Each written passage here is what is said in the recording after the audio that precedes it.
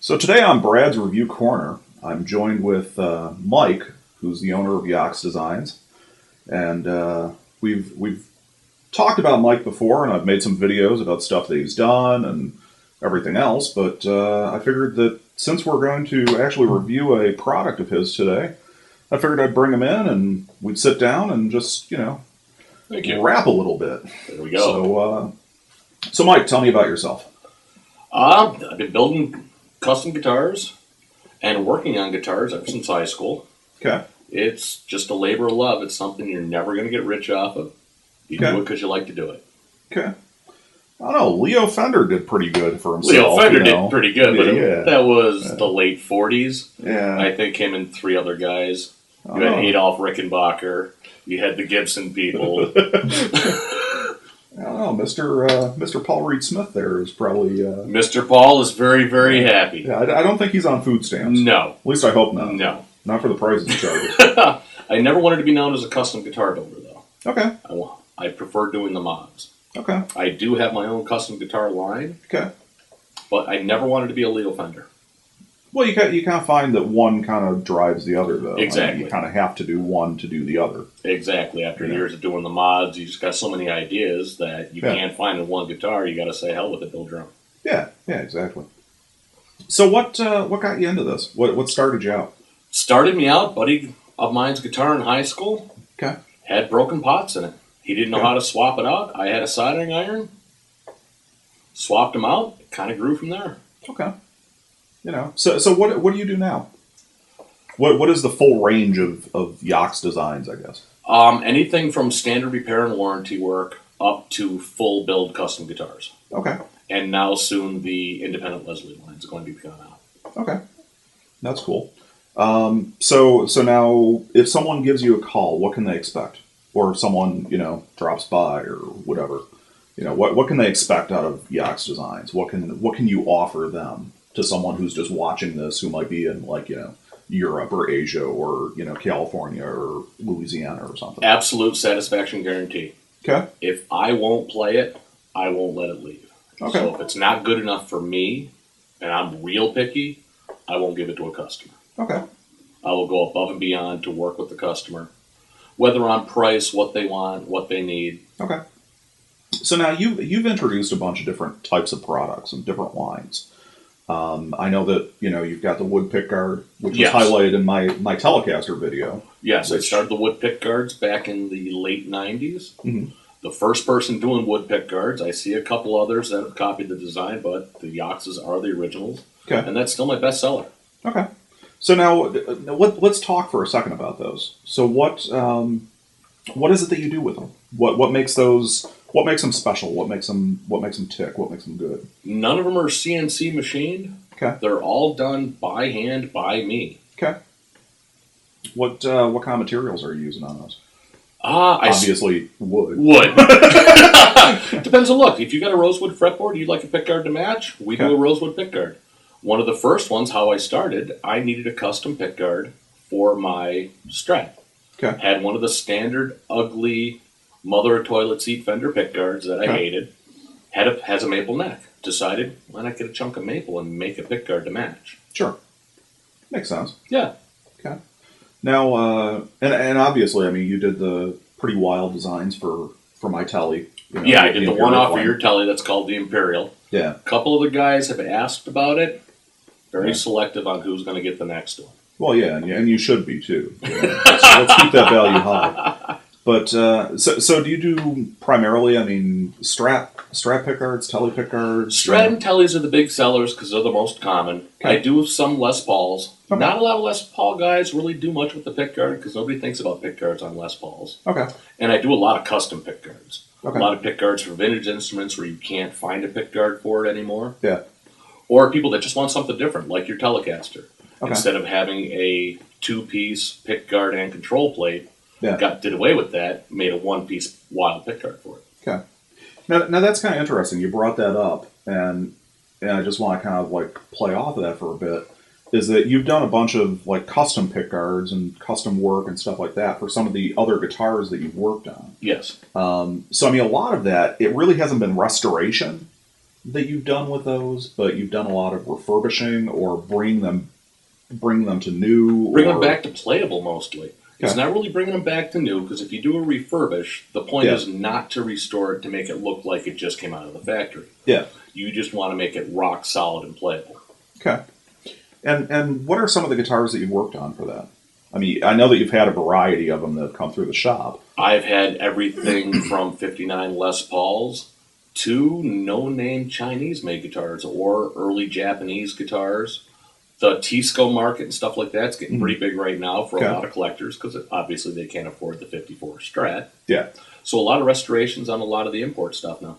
Okay. And do you find a challenge, I mean, with those?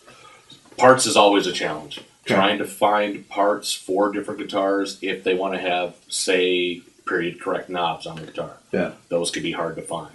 Okay. I do have quite a stockpile myself and a whole network of contacts that also store and stock vintage parts. Okay. So now, so just to set kind of some expectations, so if a customer goes to, say, a musician's flea market, pawn shop, whatever. Yeah. You know, they pick up some parts caster or some old Japanese-made, import from 60s, 70s, 80s, whatever. You know, if they bring it to you, what are they kind of looking at for, price range, but also the type of work that would be involved, and trying to make it playable for someone that might not be a professional, but they might just want to plink on it for a little bit? If you're looking at a straight-up refurbish where you want to make it rock solid and playable, that usually starts between the $200 and $250 range, depending on the parts you need, obviously. Yeah, yeah. Say you need a new bridge, you're not going to roll in at the $200 price tag. If you have an obsolete bridge that nobody's made in 30 years, you got to find one. Sure. Now, I mean, what happens if that does become the case? I mean, there are some parts that you just can't find. There's anymore. a few that are tough to find. Yeah. A lot of times you can retrofit a different part with little to no modifications to the guitar. Okay. But if the customer absolutely wants the weird trim that was on his Ralston, you have to hunt down a Ralston trim or parts to build one. Okay. So now you're starting to branch out a little bit. You've got the repair business, you've got the mod business, you've got pretty much you're doing some of the new stuff. You're doing some of your own custom line of stuff. And now you're starting to do the Leslies. So what's the evolution of this? I mean, what really is getting you into the Leslies? An addiction to monoblock tube amplifiers. Okay. They're found in old organs, and a lot of these organs have Leslies in them, and it's a shame to throw them out. Yeah. I built one Leslie for a customer, one of my better customers. He comes in all the time. Had a Leslie out of an old Conn organ. Okay. He wanted built into a cabinet for a standalone guitar Leslie. Okay. And that just led me into ideas for these old Leslies that people are throwing out. Okay. And that's a good repurposing of these things. Absolutely. Absolutely. So it kind of makes you green and environmentally friendly and everything else. Yeah. Yes, Yox Design is all about the green. Yeah, it is. So cool. Well, thanks for stopping in today. Thank you. We're gonna go through and we're gonna test out your products and see what happens and go from there. Kick that pig and hear it squeal. Absolutely.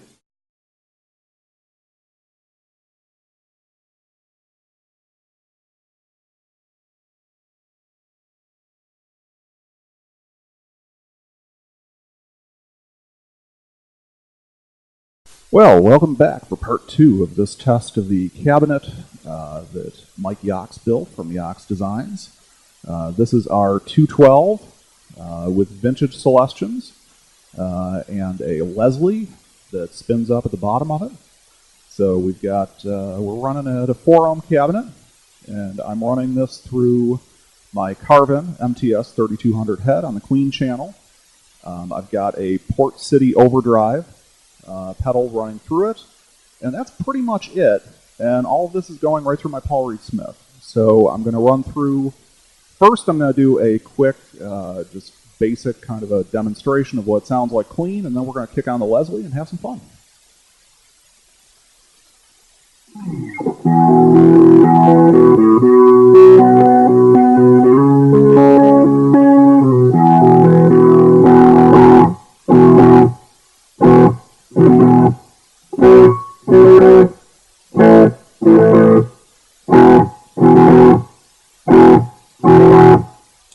So obviously we've got some pretty good response out of the thing. It handles it well. I've got everything set pretty well flat on the carve-in.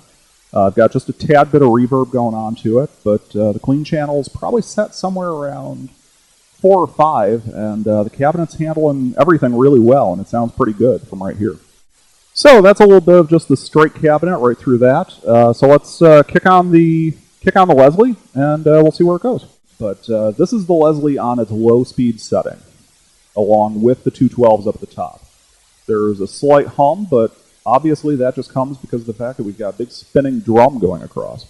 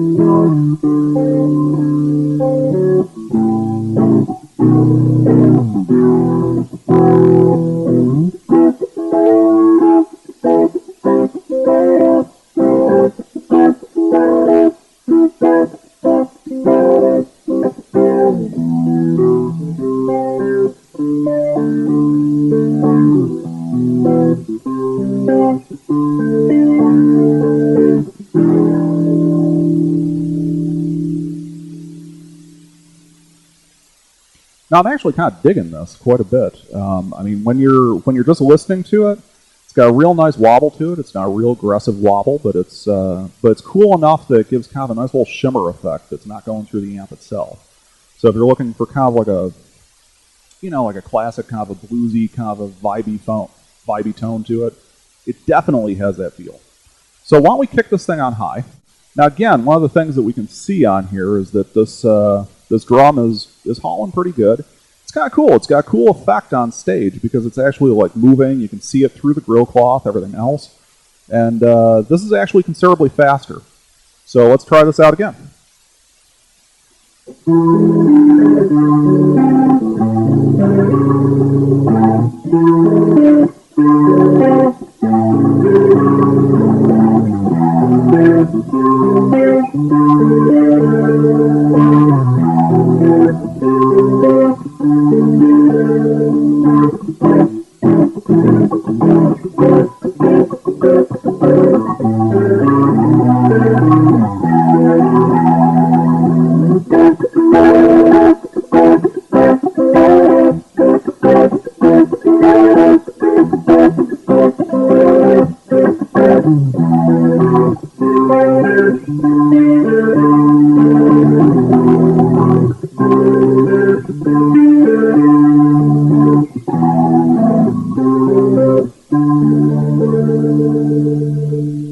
So all in all, this is a pretty cool cabinet.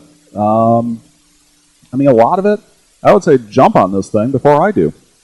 So once again, this gets the Brad Bartram seal of approval.